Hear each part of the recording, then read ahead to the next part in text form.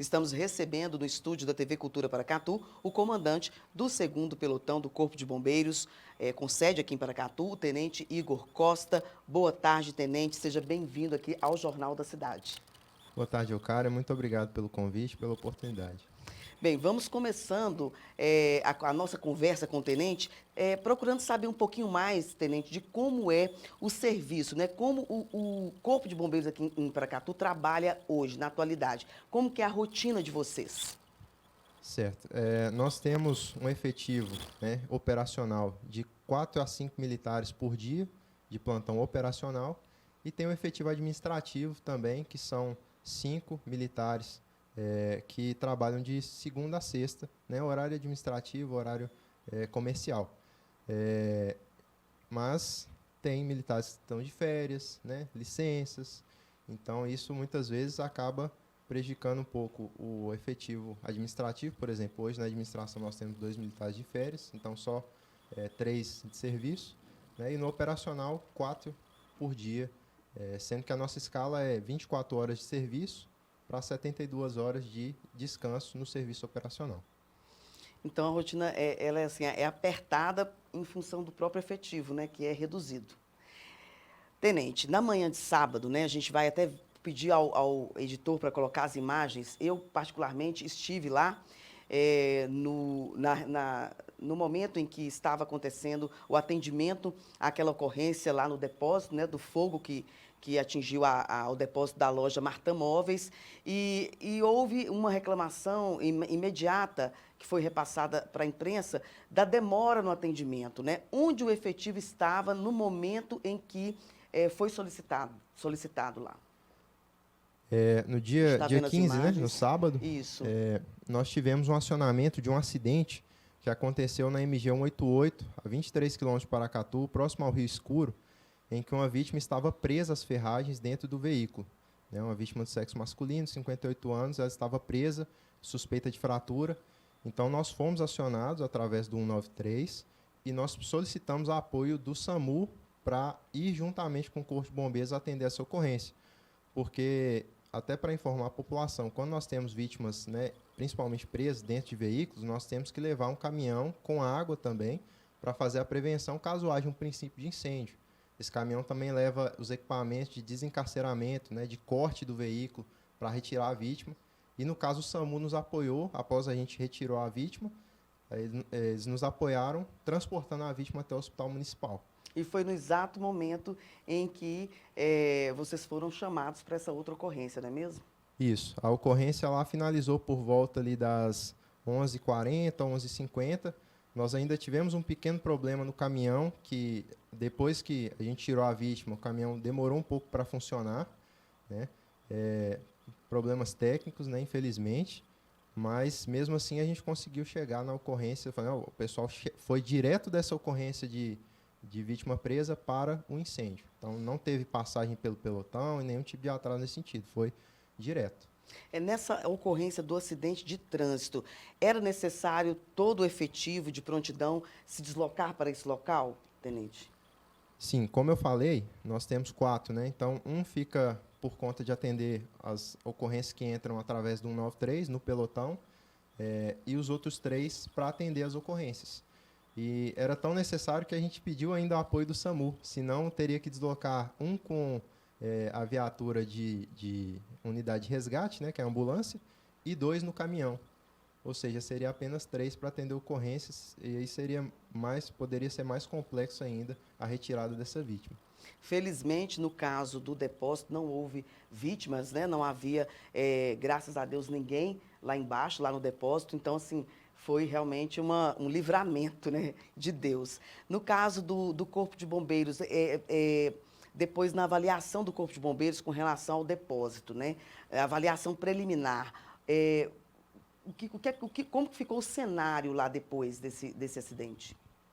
Lá no local, na verdade, era a garagem do prédio, né? E a loja que fica em cima separou um espaço da garagem e tinha ali alguns móveis, né, estocados.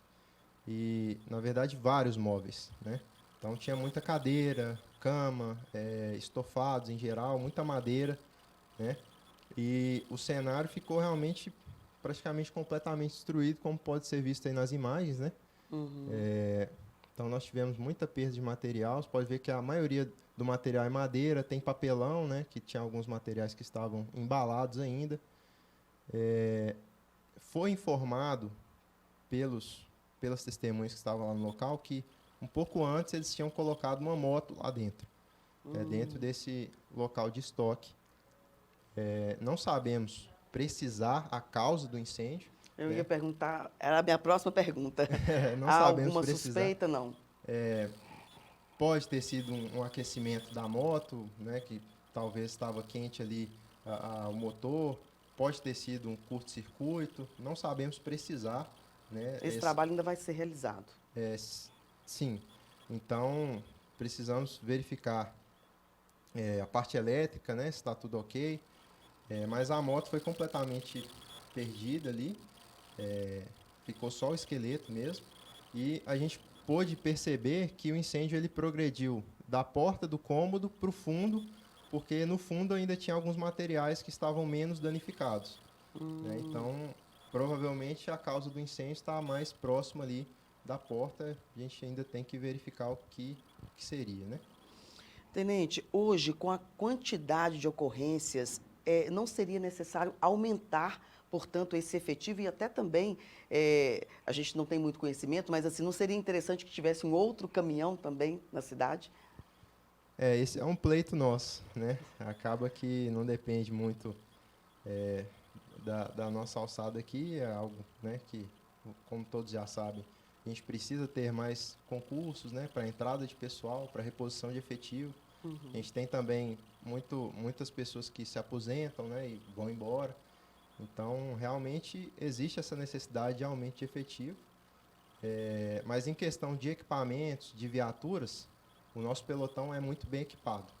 Né? Nós temos 2 caminhões, um deles de 1.500 litros de água e um de 5.000. Esse de 5.000 ele está em reforma, mas o de 1.500, né, que foi o que atendeu essa ocorrência, conseguiu atender de forma efetiva o incêndio. E hoje nós temos também os hidrantes, né, que estão instalados, aí, espalhados pela cidade, que ajudaram muito também. Hoje nós temos um em frente ao pelotão. Então, o reabastecimento do caminhão foi muito rápido. E isso também nos ajuda a atender a população de uma forma melhor. Porque parece que foram utilizados 3 mil litros de água, né? Isso. Pelas informações. A gente esvaziou o caminhão uma vez, depois encheu, né, são 1.500 litros, e esvaziou novamente, para garantir que não iria retornar o incêndio.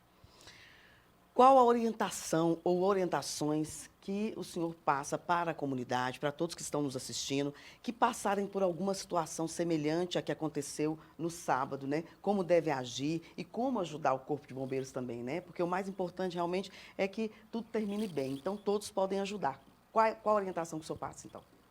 Meu cara, em caso de incêndio, o ideal, né, se for possível, é manter portas fechadas, manter o ambiente fechado. O fogo ele precisa de oxigênio para se alimentar, para se desenvolver. Não sabia. E no local lá, né, teve muito a influência disso, porque a gente tinha apenas aquele portão, né, que era tanto a saída da fumaça e a entrada de oxigênio. Então, isso ajudou para que o incêndio não se desenvolvesse mais rápido, né? Então, no caso de incêndio em residência, incêndio numa loja, se a pessoa vê fumaça, o ideal é que ela não abra a porta para ver o que está acontecendo. Chame o Corpo de Bombeiros, porque a gente vai chegar e tem todo um protocolo que a gente segue para evitar que o incêndio se alastre. Né? Então, o ideal é deixar todas as portas fechadas, inclusive uma orientação para a população, ao viajar, sair de casa, deixe todas as portas de todos os cômodos fechadas, para que se o incêndio iniciar em um cômodo, ele possa ali, às vezes, nem se desenvolver. Né? E ajudar também na questão de ter um deslocamento do Corpo de Bombeiros e a gente conseguir salvar mais bens ali das pessoas, né? Tenente, só para finalizar, porque o nosso tempo já está estourado, quantas ocorrências, mais ou menos, vocês atendem em um dia, uma semana? E, assim, qual o tempo, né, que vocês levam para chegar ao local? Sim. Normalmente, qual é esse tempo? A nossa média de ocorrências é entre 6 a 10 ocorrências diárias. Né? O tempo-resposta em Paracatu é muito bom, porque a cidade não é tão extensa, né, tão grande, então a gente consegue chegar. O nosso problema é realmente a questão de atender uma ocorrência por vez. Então, se a gente já tiver empenhado, às vezes pode demorar um pouco mais para atender uma outra ocorrência. Hoje a gente tem o apoio do SAMU, que também trabalha atendendo ocorrências de atendimento pré-hospitalar, mas o tempo-resposta gira em média de 10 minutos também, né? Eu até mandei uma mensagem, uma nota, né? O nosso tempo de saída do quartel, quando os militares estão de prontidão, é de 1 minuto. Então, recebeu a ligação, pegou as informações, em 1 minuto a gente já está dentro da viatura deslocando.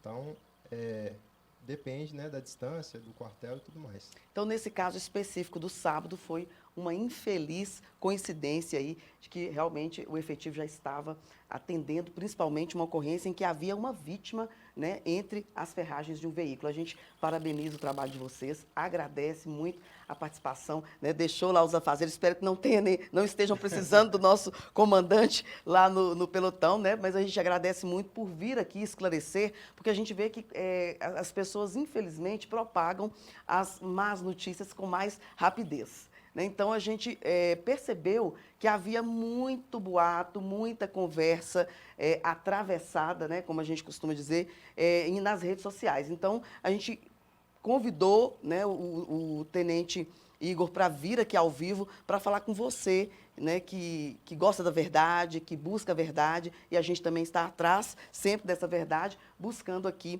entender melhor o que aconteceu e, é claro, apoiar sempre o pelotão aqui de Paracatu. Parabéns e muito obrigada, viu? Eu que agradeço. As portas do nosso pelotão estão sempre abertas, né? Se alguém da população quiser fazer uma visita, ver como é o nosso trabalho, sintam-se à vontade, né, para fazer isso. E muito obrigado pela oportunidade de estar esclarecendo aqui os fatos. Ok, até uma próxima oportunidade, então. Obrigado.